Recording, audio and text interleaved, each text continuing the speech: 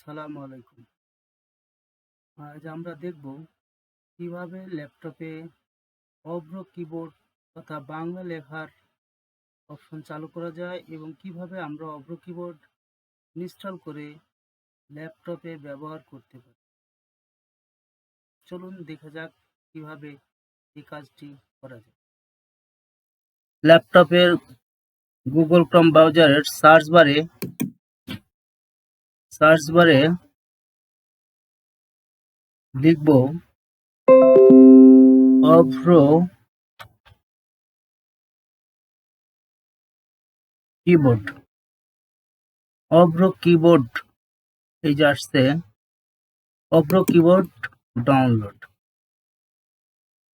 এইখানে আপনারা দেখেন যে অনেকগুলো অপশন আসছে। এগুলোর ভিতর প্রথম অপশন দেখেন Avro keyboard free Bangla typing software. এখানে কোনগুলো সাপোর্ট করবে? উইন্ডোজ 10, 8.1 এগুলোতে সাপোর্ট করবে। আবার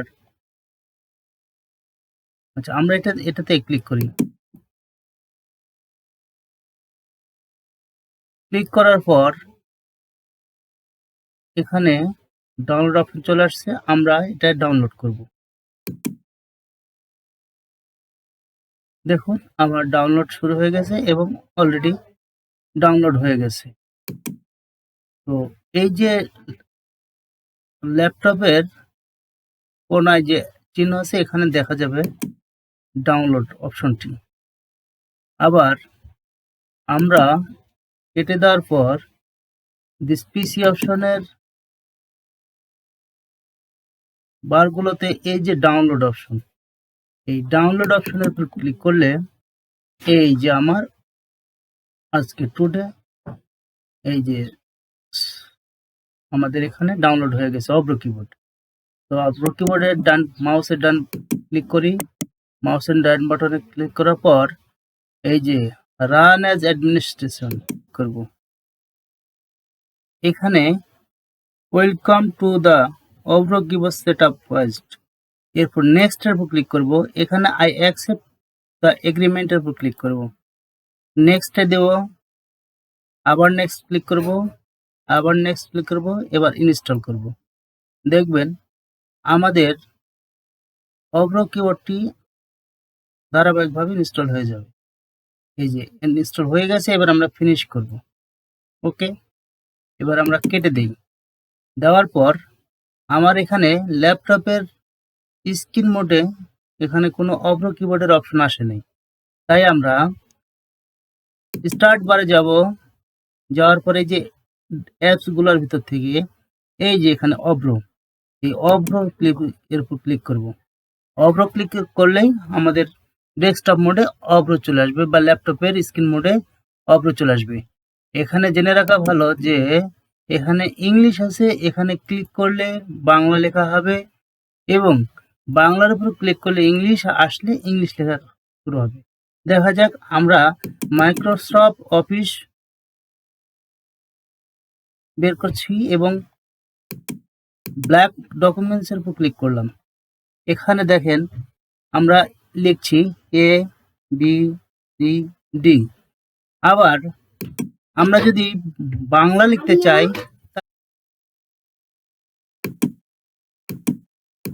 ফন্টের সাইজ বাড়িয়ে দেওয়ার পর লিখছি, এই যে আমরা সুন্দরভাবে লিখতে পারতেছি। এখন এই অংশটা সিলেক্ট করি। এবার হোম অপশনে যাওয়ার পর আমরা এখান থেকে ফন্টস চেঞ্জ করতে পারি। আমরা নিকষ বর্ণের ফন্ট যদি লিখি তাহলে নিকষ বর্ণে ক্লিক করলে আমাদের লেখার ফন্টটা এমন সুন্দর হবে। আর যদি আমরা মনে করি যে না, আমার লেখাটা আমি অন্য ফন্টে করব, তাহলে আমরা হোম বারে যাব। হোম বারে যাওয়ার পর এই নিকষ বান অপশনকে চেঞ্জ করে দেব। চেঞ্জ করে দেওয়ার পর এই যে এই অপশনটা দিলে এখানে অন্য অপশন আসবে, লেখার মডেলটা অন্য হয়ে যাবে। এছাড়াও আমরা যদি মনে করি যে আমাদের লেখাটা স্টাইল করব, তাহলে এই যে আমরা ইনসার্ট মেনুতে ওয়ার্ড আর্ট, এই ওয়ার্ড আর্টের উপর ক্লিক করব। আমরা এখানে কয়েকটি অপশন পাবো, এই অপশনের ভিতর যেটা আমাদের পছন্দ সেটা আমরা নিব। নেওয়ার পর এই টেক্সটগুলো আমি মুছে দিই। মুছে দেওয়ার পর আমি লিখতে পারি